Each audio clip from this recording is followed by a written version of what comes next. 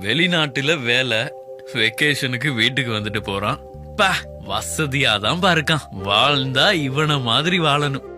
இது வெளிநாட்டுல வேலை பாக்குற ஒருத்தரை பார்த்து நம்ம எல்லாம் சாதாரணமா பேசிக்கிற ஒரு விஷயம். ஆனா நம்ம கொடுக்கிற இந்த வார்த்தைகளுக்கு பின்னால அவங்க உழைப்புல இருக்கிற வலியும் சோகமும் என்னன்னு நமக்கு எப்பவுமே தெரியாது. ஒருவேளை நம்ம அந்த இடத்துல இருந்தா தெரிஞ்சுக்க வாய்ப்பு இருக்கு.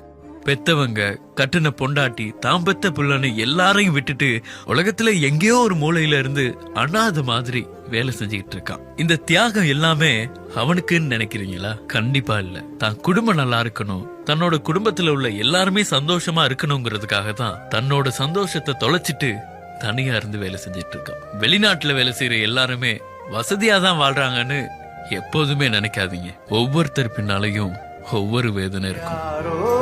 யாரோ நீ யாரோ